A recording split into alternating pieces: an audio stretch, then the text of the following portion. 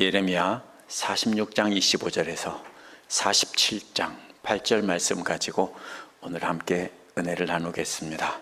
지난주 말씀에서는 하나님 말씀을 전하느라고 고통을 받은 바룩만 남기고 다 쓸어버리겠다고 하셨습니다. 유다의 남은 자들이 의지하던 이집트를 패하게 하시고 이집트 본토까지 바벨론에게 멸망한다는 것입니다. 말은요, 세상에 강한 힘을 의지하는 것은 아무 소용이 없다는 것입니다. 그러나 오늘 이어지는 말씀을 보면 유다를 완전히 멸하신다는 뜻은 아니라는 것을 알 수 있습니다. 유다의 남은 자들이 의지하던 이집트를 멸망하게 하신 것은 세상에 강한 힘을 의지하는 것이 아무 소용이 없다는 것을 가르치려는 것입니다. 하나님께서는 유다의 남은 자들이 합당한 벌을 받게 하신 뒤에 회복시킨다고 하십니다. 그러나 그들이 의지하는 세상의 나라들은 이집트 말고도 어떤 나라든지 다 멸망시킨다는 것입니다. 그 첫째가 바로 오늘 말씀에 나온 블레셋입니다. 이는 이방 민족을 다 멸하시고 유다를 회복시킨다는 뜻이 아닙니다. 하나님 대신 의지하는 세상의 어떤 나라도 다 멸할 것이니 너는 오직 하나님만 의지하라는 것입니다. 여기서 초점을 잘못 이해하고 놓치면 안 됩니다. 이 말씀을 통해서 우리는 어떻게 하면 세상을 의지하지 않고 하나님만 의지할지 생각해 보도록 하겠습니다. 46장 25절에서 28절은 벌을 받게 하신 뒤에 회복시키신다는 내용입니다. 25절에서 하나님은 테베의 신 아몬에게 벌을 내린다고 했습니다. 테베는 나일강을 따라 상류 지역으로 거슬러 올라가야 하는 곳입니다. 우리가 지도로 본다면 위에서 아래로 내려가는 것이겠죠. 46장 14절에 나오는 멤피스는 나일강의 하류에 있습니다. 지도에서 북쪽이지만 테베는 이제 남쪽으로 한참 내려가는 곳입니다. 그럼 바빌론 쪽에서 와서 멤피스를 먼저 멸망시키고 그 다음에 계속 남쪽으로 한참 더 내려가서 테베 지역까지 멸망시킨다는 뜻입니다. 테베는 히브리어로 노이기 때문에 개역성경은 노라고 번역한 것입니다. 노와 테베는 같은 지명입니다. 상이집트의 수도이고요, 아몬은 테베 신들 중에서 으뜸가는 신입니다. 그러면 하나님께서는 유다의 남은 자들이 의지하던 이집트는 북쪽뿐 아니라 남쪽 깊숙한 곳까지 완전히 다 멸망시키신다는 뜻입니다. 또 바로와 이집트와 그 나라의 신들과 왕들에게 벌을 내린다고 했습니다. 이집트의 가장 강한 왕들과 신들까지 다 멸할 뿐 아니라 이집트의 파라오를 의지하는 사람들조차도 다 멸하신다는 겁니다. 이것은요, 느부갓네살의 군대가 나일강 상류로 깊숙이 들어가서 이집트 전체를 다 멸망시키신다는 겁니다. 따라서 유다의 남은 자들은요, 아무리 멀리 깊이 이집트 깊숙이 나일강을 따라 끝까지 도망가도 아무 소용이 없다는 것입니다. 26절은 이집트의 왕들과 그를 따르는 사람들을 바빌로니아 왕과 그를 따르는 부하들에게 넘겨준다는 것입니다. 그러나 완전히 멸망시키는 것은 아닙니다. 그 후에는 전처럼 다시 사람이 살게 한다고 하셨기 때문입니다. 그렇다면 이집트는 심판은 받겠지만 심판의 초점은 이집트 사람들에게 있는 것이 아닙니다. 이집트가 안전하다고 생각해서 그리로 피난 간 유다 사람들 때문에 이집트를 심판하시는 겁니다. 아무리 남쪽 깊이 내려가서 테베까지 도망을 가도 아무 소용이 없다는 것입니다. 그렇기 때문에 유대 사람들에게 하나님의 심판을 알리시고 그 후에 이집트는 다시 회복된다는 것입니다. 물론 이집트가 잘했다는 것은 아닙니다. 이집트를 심판하시지만 그 목적은 유대 사람들을 위해서 세상을 의지하면 안 된다는 것입니다. 27절은 이집트가 회복되는 것과 함께 이스라엘도 회복된다는 내용입니다. 먼저 야곱에게 두려워하지 말라고 했고 그 다음에 이스라엘에게는 무서워하지 말라고 했습니다. 야곱과 이스라엘은 이스라엘 조상 야곱의 서로 다른 이름입니다. 야곱이 곧 이스라엘입니다. 그러면 두려워하지 말라는 말과 무서워하지는 말라는 말이 어떻게 다를까요?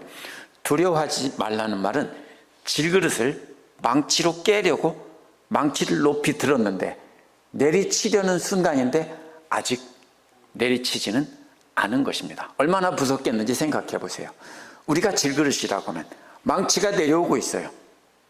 조금 있으면 박살이 날 거예요. 얼마나 두렵겠네 하는 겁니다. 그 순간에도 두려워하지 말라는 것입니다. 그러나 무서워하지 말라는 말은요, 이미 망치를 얻어맞고 박살이 난 그릇의 모습이에요. 산산조각이 났는데 박살이 난 상태에서도 낙심하면서 무서워하는 모습인데, 그러나 그런 순간에도 무서워하지 말라는 겁니다. 무슨 뜻입니까? 적들이 쳐들어와서 멸망이 코앞에 닥쳤어도 두려워하지 말라는 것이고요, 적들이 공격해와서 완전히 다 박살이 나고 불타고 겨우 살아남았어도 무서워하지 말라는 뜻입니다. 따라서 하나님의 심판이 임하는 순간에도 두려워하지 말고, 심판을 받아 완전히 멸망한 것 같은 상태에서도 낙심하지 말라는 겁니다. 우리도 항상 이 둘 중에 하나와 같은 상태에 있을 수 있습니다. 그렇죠? 곧 큰일이 날 것 같은 위기의 순간, 두려운 때가 있고요, 이미 박살이 나서 나는 이제 끝났다 할 때 같은 때도, 무서운 때도 있습니다. 그러나 두려워하지도 말고 무서워하지도 말라는 겁니다. 27절 뒷부분은 왜냐하면 보라 이렇게 이어갑니다. 구경거리가 있다는 겁니다. 그 구경거리는 내가 너를 먼 곳에서 구원하여 데려오고 포로로 잡혀간 땅에서 너의 자손들을 구원할 것이다 라는 겁니다. 너와 너의 자손들을 데려온다는 말은요, 계속해서 구원해오고 계속해서 데려온다는 겁니다. 따라서 한 번 데려오고 끝난다는 뜻이 아닙니다. 계속해서 하나님께서는 데려오고 또 데려온다는 겁니다. 그래서 고향으로 돌아와 평안하고 안정되게 살 것이며, 그때는 어떤 두려움도 없을 것이라는 겁니다. 그런데 어떤 상태입니까? 이미 박살나고 다 깨어진 상태에서 돌아오는 것입니다. 부서진 조각들이 돌아오는 것입니다. 그러나 두려워하지 말라는 겁니다. 무서워하지 말라는 겁니다. 왜요? 하나님이 회복시켜 주신다는 겁니다. 28절도 27절과 마찬가지로 두려워하지 말라고 말합니다. 왜냐하면 하나님께서 함께 계신다는 겁니다. 깨진 질그릇 조각과 같은 남은 자들은 약속의 땅으로 돌아오게 하시고 하나님께서 함께 하신다는 겁니다. 전에는 하나님께서 유다 백성들을 모든 나라로 쫓아보내셨습니다. 그런데 이제 그 모든 나라를 다 끝장내고, 그러나 유다만큼은 끝장내지 않고 돌아오게 한다는 겁니다. 여기서 주목해야 될 말은 완전이라는 말입니다. 유다를 멸망시킨 나라들과 주변의 이방 나라들은 완전히 끝장입니다. 그러나 유다 백성들을 멸망시키기는 하지만 완전히 다 멸망시키지 않고 조금 남겨두셨다는 겁니다. 뭐 하려고요? 씨를 남겨두셔서 회복시키려는 겁니다. 다시 거룩한 백성으로 만들려는 것입니다. 법에 따라서 징계한다는 말에서 법이라는 말은 현명한 재판 기록을 뜻하는 말입니다. 과거에 현명한 재판을 내린 판례에 따라서 공정하게 그 죄를 측정해서 죄의 양만큼만 벌을 받게 하겠다는 겁니다. 이어서 나는 절대로 내가 벌을 면하지 않겠다고 하셨습니다. 정해진 죄의 값은 받아야 한다는 것입니다. 회복시킨다고 해서 전에 지은 죄를 절대로 없애지는 않으신다는 겁니다. 그러나 이 벌은 교육시키기 위한 벌이지 멸망시키기 위한 벌은 아닙니다. 오늘 말씀에서 이집트와 유다를 회복시키신다고 했는데 초점은 유다 사람들입니다. 유다 사람들을 회복시키는 것은 모두 다 회복시키는 것이 아닙니다. 완전히 멸망시키지는 않겠다고 했기 때문에 일부러 신실한 자들만 남기신다는 뜻입니다. 그리고 그 신실한 자들도 벌을 완전히 면하는 것이 아니라고 했습니다. 그러니까 하나님의 벌을 받아서 대부분 멸망하는데 그 중에 남은 조각 일부가 남아서 그들이 벌을 받고 그 다음에 회복시킨다는 것입니다. 47장 1절에서 8절은 블레셋을 멸망시킨다는 겁니다. 48장은 모압을 멸망시키는 것이고요. 그 다음에 계속해서 보면 암몬도 나오고 계속 여러 나라들이 나옵니다. 이 말은요, 이스라엘 주변 나라들은 다 멸망시키고 유다만 남겨둔다는 뜻이 아닙니다. 너희들이 주변 나라를 의지하고 있는데 그 나라들을 다 멸망시키고 되니까 너희들은 그 나라를 의지해도 아무 소용이 없다라는 뜻이지, 이걸 가지고 우리는 하나님이 지켜주시고 이방 백성들은 하나님이 다 멸한다고 했다, 이렇게 정신 나간 소리 하면 안 됩니다.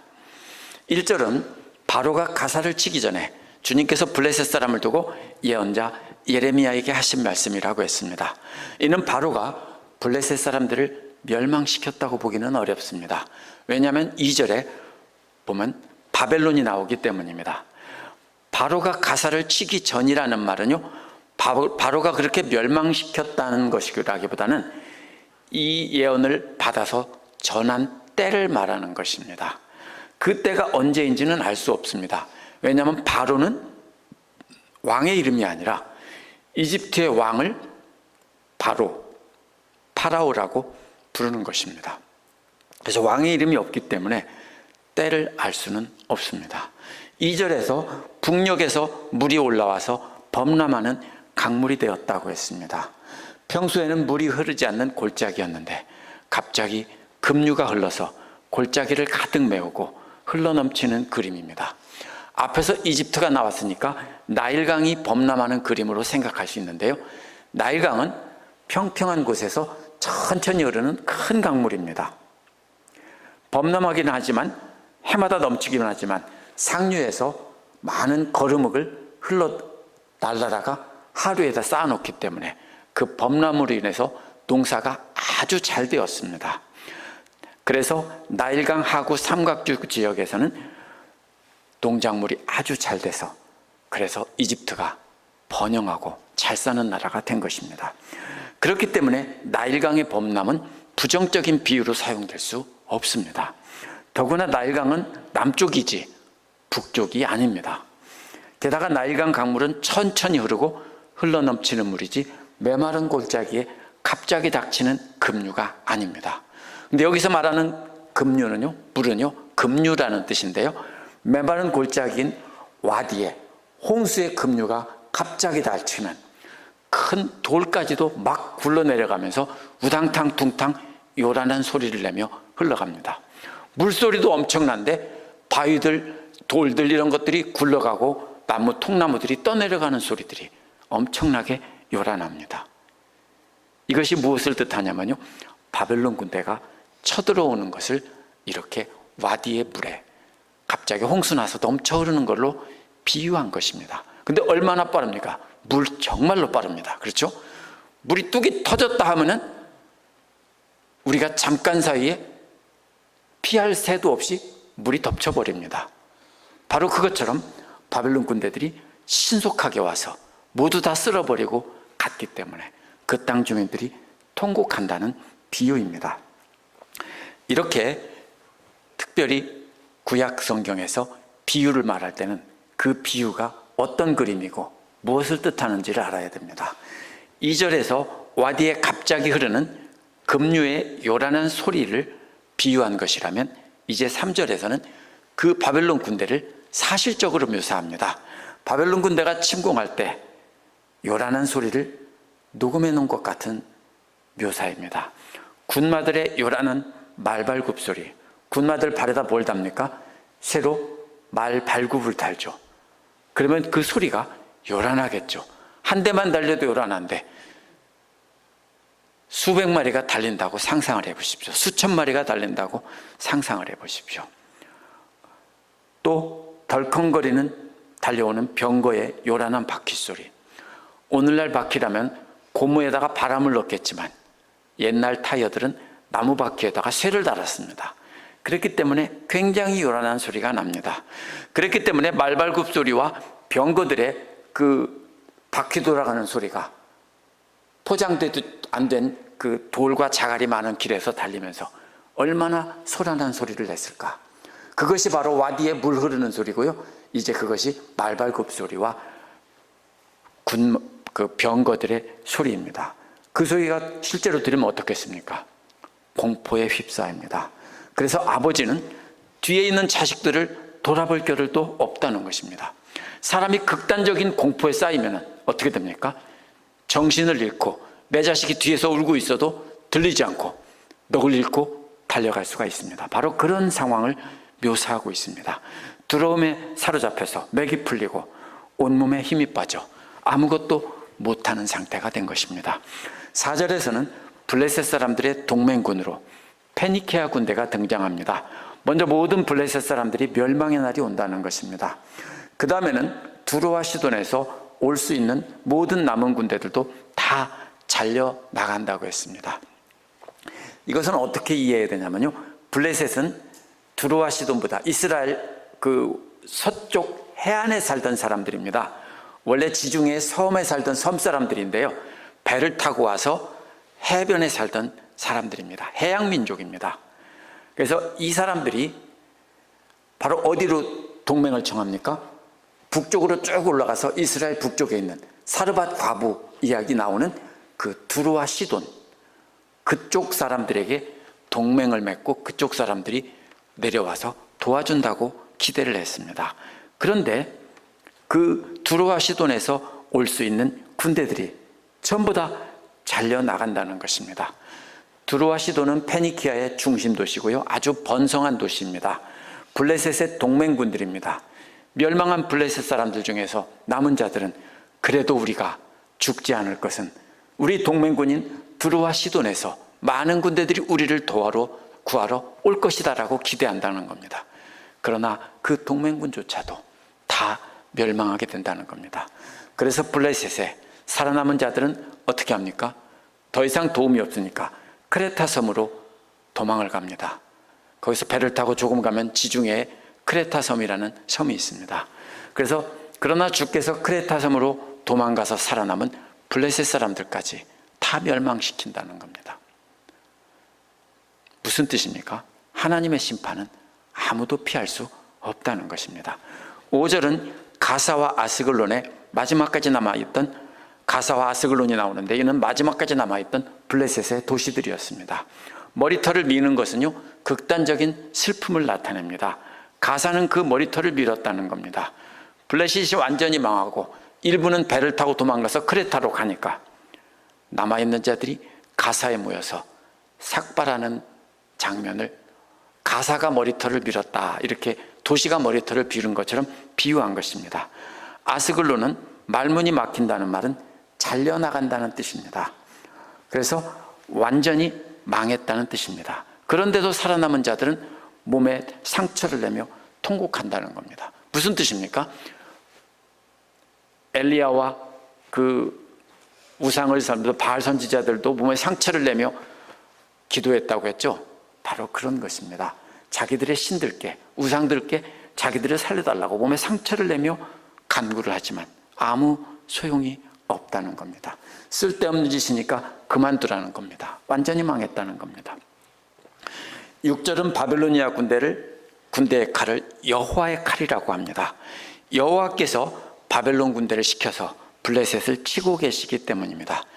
여호와의 칼이 언제까지 살육을 계속할지 모르며 한탄을 합니다. 이제 그만 칼집 안으로 들어가라고 하는 것입니다. 그러나 7절은 여호와께서 그 칼을 보냈는데 어떻게 칼이 쉬겠냐는 겁니다. 왜냐하면 여호와의 명령을 거역할 자는 아무도 없기 때문에 그 칼도 계속해서 춤을 추며 블레셋 사람들을 벤다는 것입니다. 그 칼인 바빌로니아 군대들은 블레셋 땅을 치라고 여호와께서 보내셨기 때문입니다. 이집트를 심판한 후에 회복시킨다고 했지만 블레셋에 관해서는 회복의 메시지가 전혀 없습니다. 완전한 멸망입니다. 유다만 망하는 것이 아닙니다. 이집트의 멸망을 예언한 뒤에 블레셋 멸망이 나오고 그 다음에 암몬, 모압, 시리아가 줄줄이 나옵니다. 공통점이 뭡니까? 이스라엘, 유다를 둘러싼 그 이집트에서 시작해서 한 바퀴 삥 돌아서 해변으로 돌아서 전체를 말하는 것입니다. 이스라엘은 항상 하나님을 믿는다고 하다가 어려운 일이 닥치면 어디를 의지했습니까? 주변 나라를 의지했습니다. 그래서 그말리아를 죽인 그 사람도 어디로 도망갔습니까? 그래서 동쪽으로 도망가서 암몬으로 갔던 것입니다. 여기서 초점을 잘못 이해하면 안 됩니다. 이것은 역사를 주관하시는 분은 하나님이신데 하나님께서 모든 나라를 세우기도 하시고 사용하기도 하시고 멸망시키신다는 겁니다. 초점은 유대에 남은 자들은 구원하고 이방 나라들은 모두 심판한다는 뜻이 아닙니다. 유대인들은 그렇게 많이 해석합니다. 그러나 본문의 문맥은 분명히 유대 주변의 나라를 의지해서 너희들이 바벨론 칼날을 피하려고 아무리 애써봐도 소용없다. 왜냐하면 한 나라도 안 남기고 주변을 다 멸망시킬 것이기 때문이다라는 겁니다. 그러므로 남은 데는 어디밖에 없습니까? 하나님밖에 없다는 뜻입니다. 바벨론이라고 교만하면 안 됩니다. 심판의 칼로 쓰임받은 바벨론 역시 나중에 보면 망한다고 했기 때문입니다. 바벨론의 군대가 우리식으로 말하면 뭐냐면 똥 치운 막대기와 같은 것입니다. 똥을 치운 막대기를 귀하다고 깨끗이 닦아서 들고 올 사람이 어디 있습니까? 바로 버리죠. 하나님께 쓰임받았다고 해서 자기가 뭐나 된 것처럼 생각하면 안 되는 겁니다. 이 본문은요, 오해하기 참 쉽습니다. 우리는 하나님의 백성이고 우리가 바로 유다의 남은 자니까 하나님께서 우리는 구원해 주시고 지켜주시고 이방 사람들은 다 멸하신다 이렇게 생각하면 안 됩니다. 우리는 세상 것을 의지하지 말라는 겁니다. 오늘 말씀은 세상의 강한 자를 모두 다 멸하셔서 의지하지 못하게 한다는 것입니다. 오늘날 우리도 하나님을 믿는다고 하면서 위기가 닥쳐보면 어떻게 합니까? 하나님께로 피하지 않고 세상의 강한 자에게 피하기 쉽습니다. 그런 경험 있으시죠? 저도 우리의 두 아이들이 신분상으로 어려움이 생겼을 때 하나님께 기도하면서도 혹시 사람들을 통해서 일할지 모른다고 해서 중요한 사람들을 찾아다니고 영향력 있는 또 미국 친구가 연방, 미연방 상원의원에게까지 편지를 받아주기도 했습니다. 근데 쓸데없었어요. 이게 무엇입니까? 우리가 그렇게 되기 쉽다고요. 하나님을 믿는다고 하면서 위기가 닥치면 자꾸 뭘 의지하려고 합니까? 하나님을 의지하면서 내가 뭔가를 하려고 하고 세상에 힘 있는 자를 의지하려고 한다는 겁니다. 그러나 그렇게 하면 안 됩니다. 우리가 하나님께 나가며 회개를 하며 용서를 구하지 않고 세상을 의지하다가 어려움을 겪고 나서야 하나님께 나오기도 합니다. 그럴 때도 오늘 말씀해 보면 어떻게 합니까? 용서해 주시고 벌을 주시지만 그래도 살려주십니다. 그러나 다윗과 밧세바의 간음을 통해서 다윗을 용서하실 때도 어떻게 했습니까? 벌을 주셨고요. 회개했다고 아무 벌도 받지 않는 것이 아닙니다. 우리가 깨달았다고 해도 벌을 내리시는데 그것은 마치 사랑하는 자녀에게 회초리를 들어 종아리를 치는 것과 같은 벌이지 멸망시키려는 벌은 아닙니다. 따라서 아무 벌 받지 않고 만사형통하는 것은 축복이 아니라 그것은 버르장머리 없는 잔욕으로 방치하는 것이고요. 그것은 하나님께서 우리에게 하시는 일이 아닙니다. 하나님께서 심판의 도구로 쓰신다는 것도요, 거룩해서가 아니라 악한 자를 멸하시기 위해서 잠시 쓰는 것뿐입니다. 따라서 현재 조금 자기가 잘 된다고 또 다른 사람들이 잘못된다고 교만하고 함부로 대해서는 안 됩니다.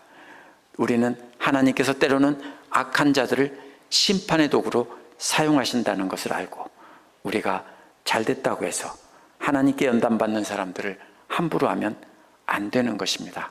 우리는 만왕의 왕이시고 만군의 주이신 하나님 앞에 항상 겸손히 엎드려 의지하고 항상 하나님 앞에서 두렵고 떨리는 마음으로 하나님 말씀만 의지하고 순종해야 됩니다. 기도하겠습니다.